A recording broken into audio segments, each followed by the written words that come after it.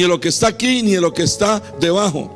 Es decir, cualquier agrupación, cualquier entidad a nivel mundial, de antes, ahora, después, que te motive a ti a adorar algo que es creación de Dios, ahí no está Dios. Ahí no está Dios. Dice: no te harás imagen ni ninguna semejanza de lo que está arriba en el cielo, ni debajo de la tierra, ni en las aguas debajo de la tierra.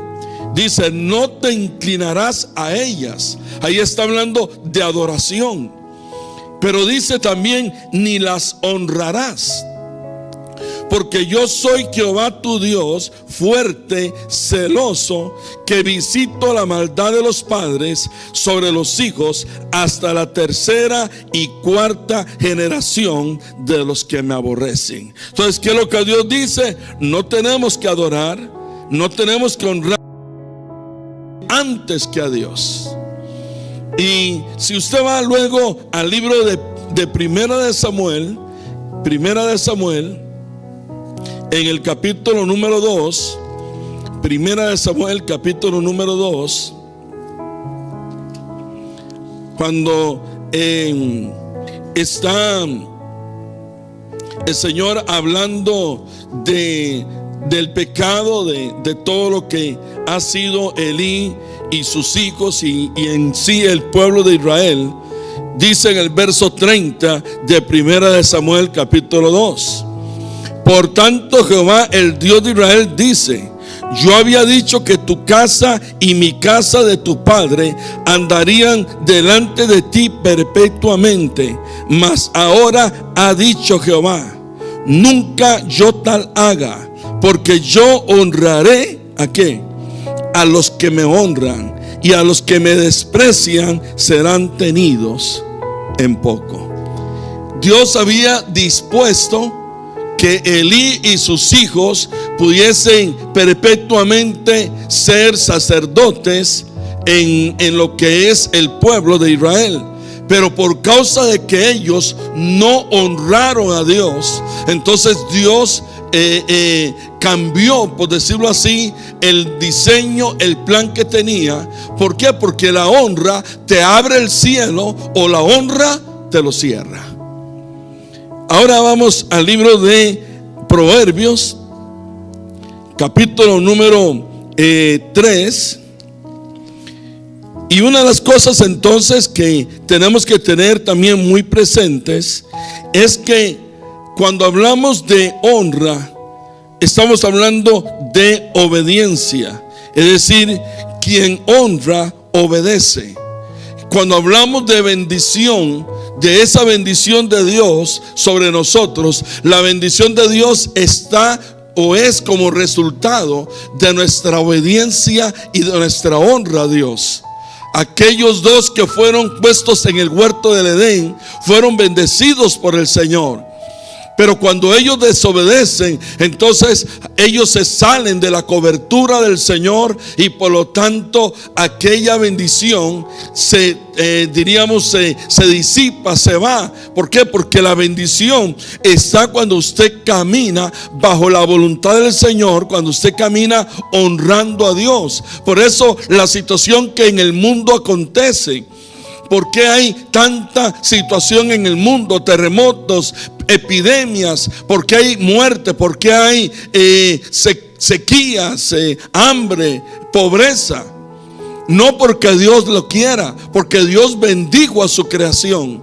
Pero cuando la creación desobedece, cuando el hombre desobedece, pues prácticamente se sale de la bendición del Señor. Y pues como también establece la Escritura, viene más bien un efecto, diríamos, diabólico sobre la creación para traer males y diferentes cosas. Y lamentablemente todo esto tiene que ver con la actitud del hombre, porque la misma palabra en el libro de Romanos también nos dice que la creación misma fue sujetada, fue en algún sentido afectada por la decisión del hombre de desobedecer a Dios. Libro de Proverbios, capítulo número 3, y vamos a leer desde el verso 1 en adelante. ¿Qué es lo que Dios hace con nosotros cuando obedecemos su palabra y guardamos sus mandamientos? Dice verso 1: Hijo mío, no te olvides de mi ley, y tu corazón guarde mis mandamientos. ¿Qué pasa cuando entonces hacemos esto? Verso 2: ¿cuántos quieren vivir mucho tiempo? Amén. Yo quiero vivir mucho tiempo si a Dios le place. Dice: porque largura de días y años de vida y paz te aumentarán. Verso 3: nunca se aparte de ti la misericordia y la verdad. Átalas a tu cuello, escríbelas en la tabla de tu corazón, y hallarás gracia y buena opinión ante los ojos de Dios y de los hombres. Fíate de Jehová de todo tu corazón, y no te apoyes en tu propia prudencia. Reconócelo en todos tus caminos, y Él enderezará tus veredas. Verso 7: no seas sabio en tu propia opinión. Teme a Jehová y apártate del mal, porque será medicina a tu cuerpo y refrigerio a tus huesos. Dios dice, cuando nosotros caminamos en su palabra, cuando caminamos en su voluntad, somos bendecidos. Y entonces dice que aún la palabra será medicina a nuestros cuerpos. Y dice que inclusive traerá refrigerio a nuestros huesos. ¿A cuántos de vez en cuando les duele algo?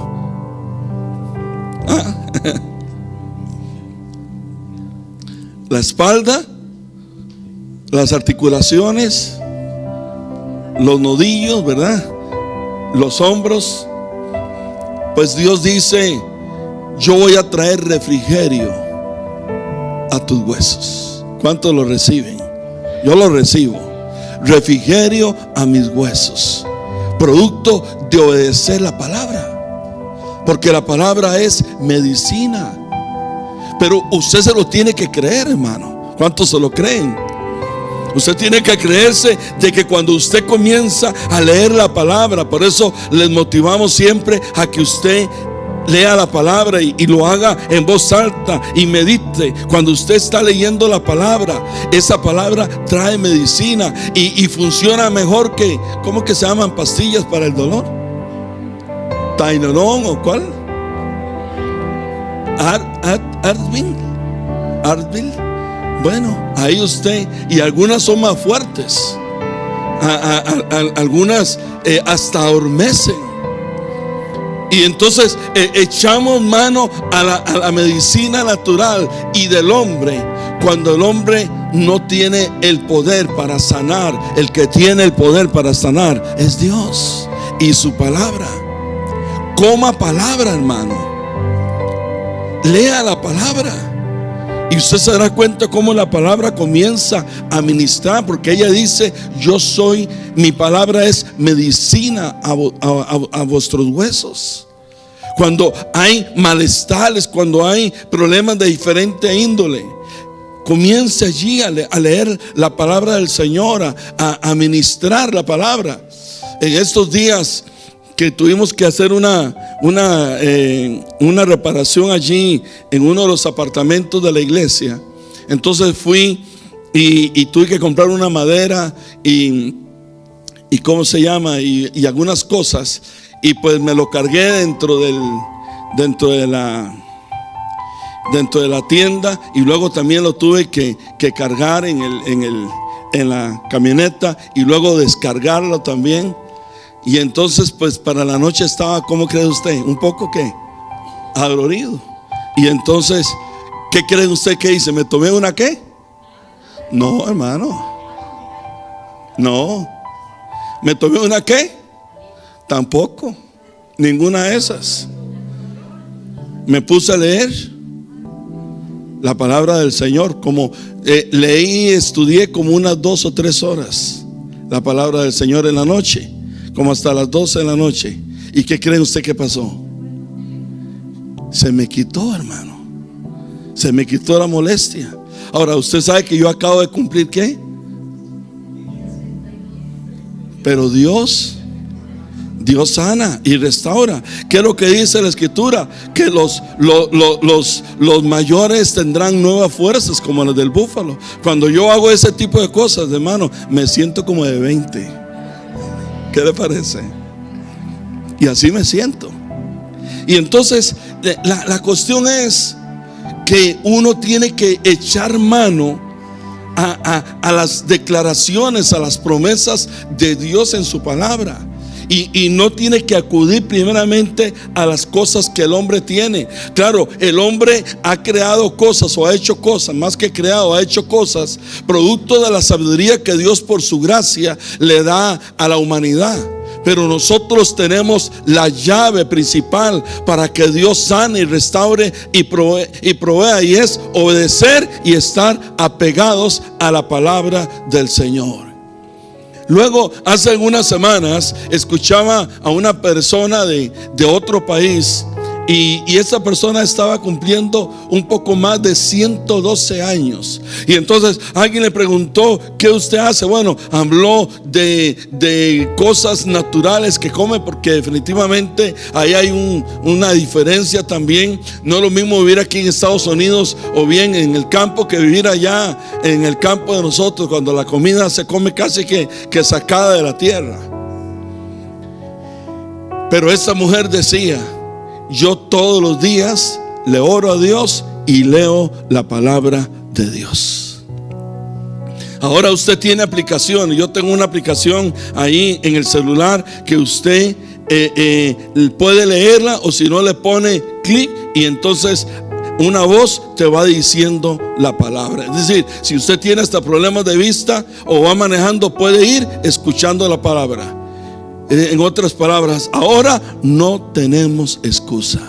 Y cuando usted va para su trabajo y comienza a escuchar palabra y se levantó con uno de esos malestares, yo le puedo asegurar que esa palabra le puede ir sanando. Y cuando usted llega a su lugar de su trabajo, dice: wow, hoy me siento como nuevo. ¿Por qué? Porque la palabra tiene poder. Pero algunos lo que hacen es ponerse a escuchar música, y no necesariamente cristiana, o noticias o cosas así. Y entonces pues no están aplicando los principios de la Escritura.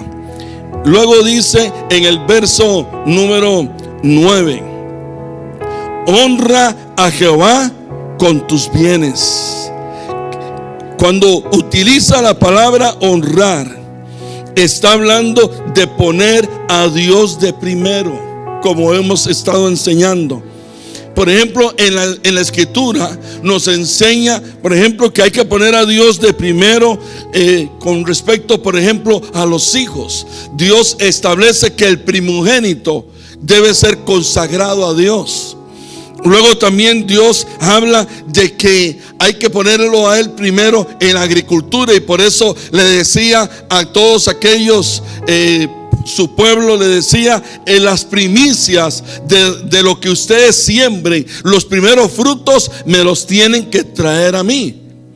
Luego, por ejemplo, también en la ganadería, en todo lo que son los animales, Él decía: el primogénito, el más gordo, el más sano, el que estaba prácticamente perfecto, ese me lo tienen que traer. Y eso fue lo que, por ejemplo, hizo Abel, que trajo su cordero, trajo el primogénito de lo que tenía, y por eso aquella ofrenda le agradó a Dios. Y aunque Caín lo mató, dice que la ofrenda de Abel sigue hablando. Luego también tenemos que poner a Dios de primero en nuestro tiempo. Entonces Dios lo que dice es que lo primero que usted y yo tenemos que hacer al despertarnos es honrarlo con una palabra de gratitud, con una oración. Es importante que lo hagamos, poner a Dios de primero. Inclusive muchos aconsejan, si usted por ejemplo acostumbra a levantarse, por decir algo, a las 6, ponga el reloj un tiempo antes para que lo primero que haga sea ¿qué? Orar. No que se levante y... No, primeramente darle ese tiempo a Dios. ¿Qué es lo que Dios dice? Los que me pongan a mí de primero, yo también los voy a honrar, yo los voy a poner de primero. Luego también en la familia también tenemos que poner a Dios de primero. Todo lo que tiene que ver con la familia. Un día platicaba con alguien y esta persona me decía, es que yo en mi vida primeramente era una hermana y decía, primeramente mi esposo era primero, yo todo lo hacía por mi esposo. Luego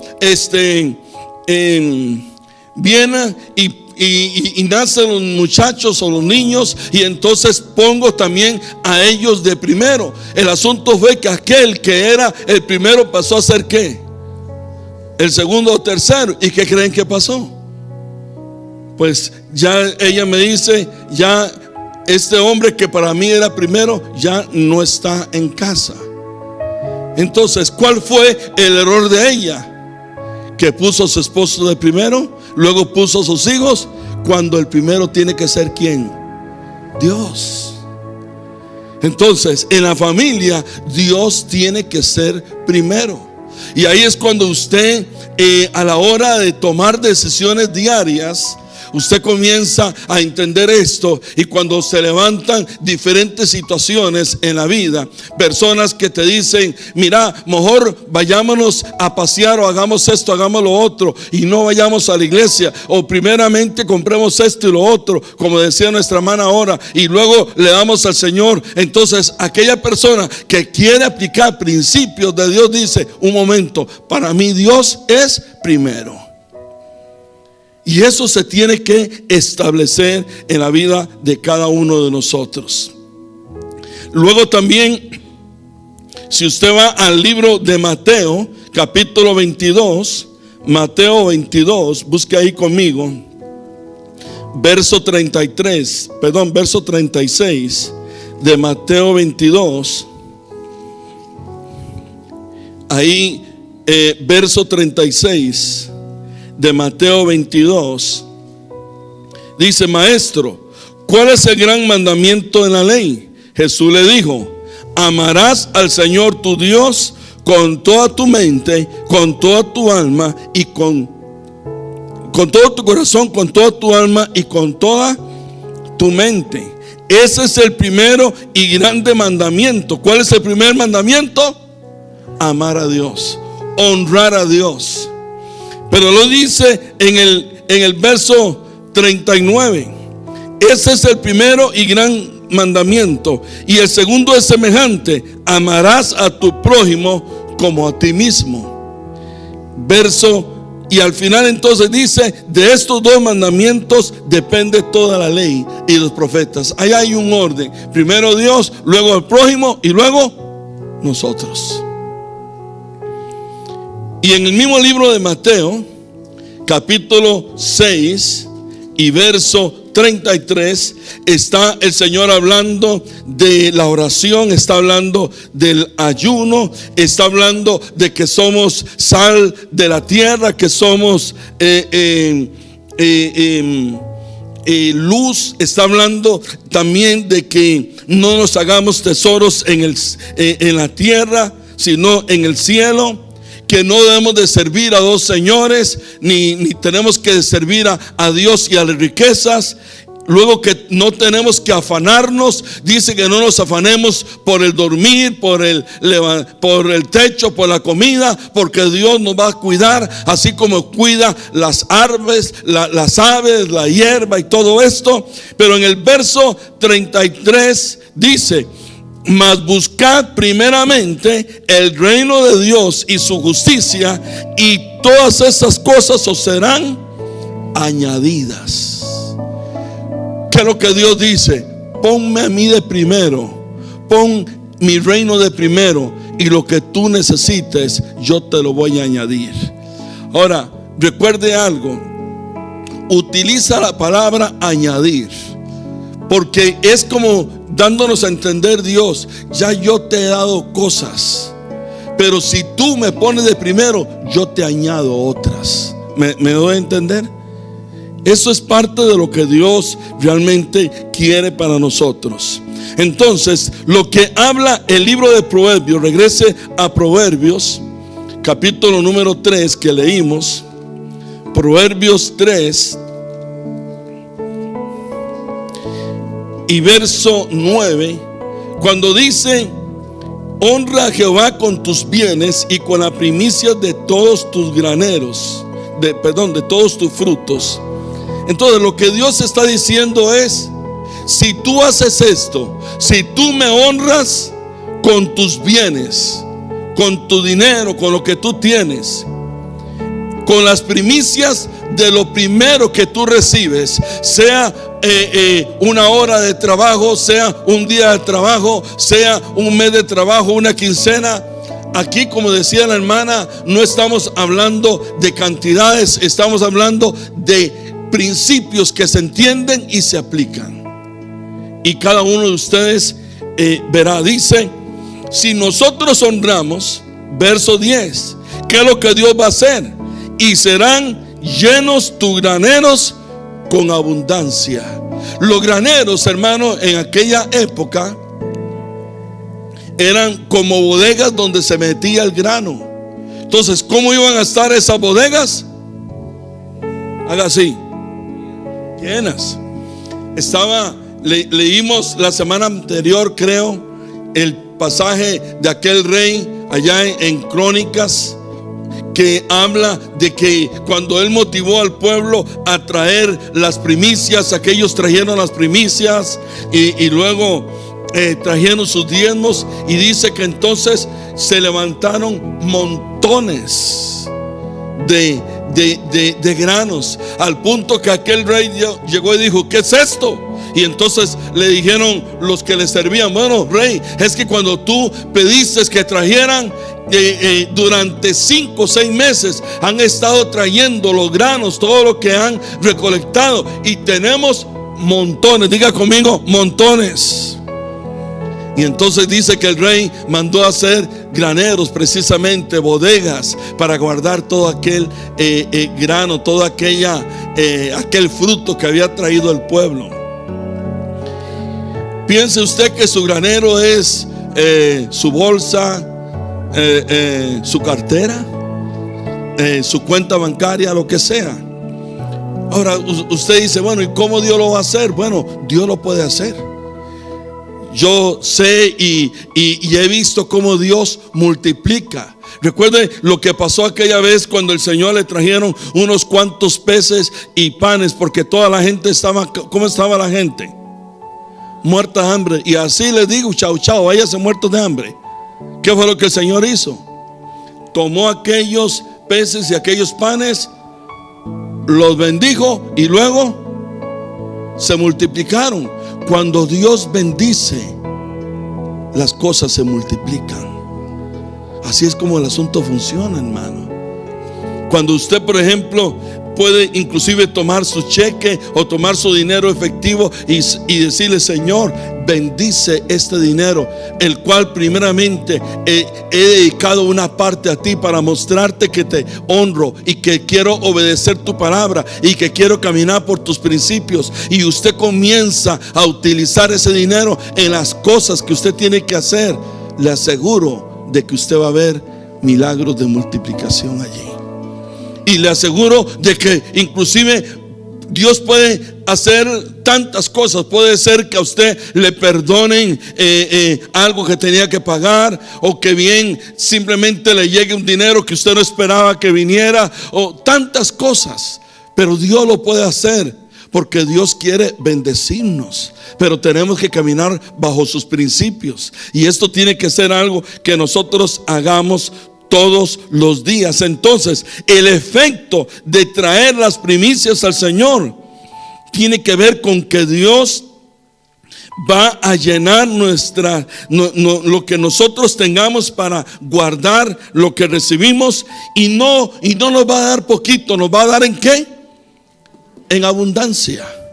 En abundancia. Cuando la Biblia utiliza la palabra abundancia, se refiere a varios aspectos. Por ejemplo, que Dios suple lo que tú necesitas. Pero cuando la Biblia utiliza la palabra abundancia, se refiere de que Dios te va a dar más allá de lo que tú necesites. ¿Para qué? No para que digas que me lo voy a guardar y que voy a hacer aquí y no allá. No, Dios lo da para que entonces tú puedas bendecir a tu prójimo. Porque es el segundo nivel de amor que usted tiene que hacer. Bendecir al necesitado, bendecir al hermano, bendecir a tu familiar.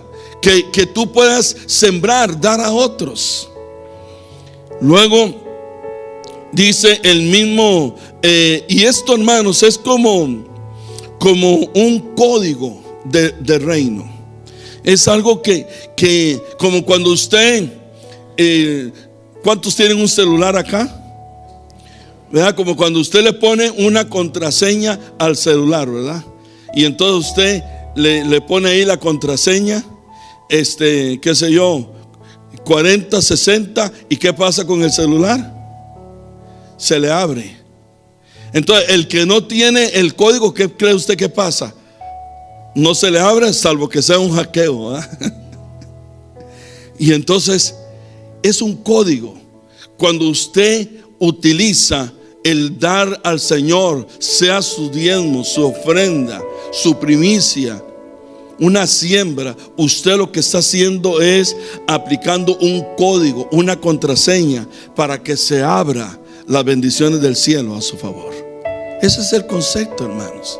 Son principios que inclusive la gente, aún sin tener al Señor, los aplica. Y por eso muchos de ellos inclusive reciben cosas que, aunque no están necesariamente en los caminos del Señor, pero al aplicar principios también reciben respuestas. Entonces es como decir un código del reino que activa lo sobrenatural de Dios para nosotros.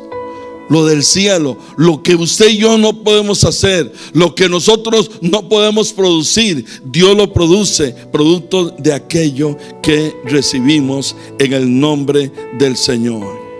Luego dice: y tus lagares rebosarán de mosto. Los lagares son aquellos lugares donde guardaban las uvas y todo lo que tenía que ver también con los olivos. Y dice que entonces rebosarán de mosto. Vamos al libro de Romanos, también capítulo número 11. Romanos 11 y verso 16. Romanos 11, 16. Y voy terminando para que hagamos lo que platicamos. Romanos 11, 16 dice: si las primicias son ¿qué? Santas, también lo será la masa restante. Y si la raíz es santa, también lo son las ramas. ¿Qué es lo que Dios establece acá? Cuando tú, por ejemplo, tomas tu dinero y das la primicia de aquello, entonces Dios dice: el dinero restante y el que venga será también santificado, será bendecido por Dios. Son los principios que Dios establece. ¿Por qué lo hacemos esto los primeros semanas o meses del año?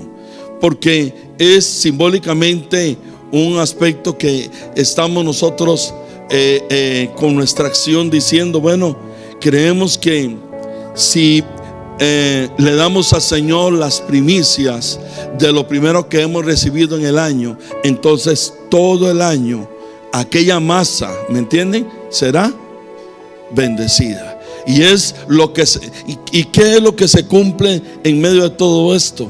Bueno, se cumple que aunque en el 2023 se hable de que vienen, que ya está la inflación, o que está la regresión y toda la opción que se mencionan, cuando se pueda pensar que vienen tiempos complicados a la vida de nosotros, o a la vida del mundo, perdón, entonces usted tiene que ser consciente de que si usted aplicó principios, esos principios van a funcionar.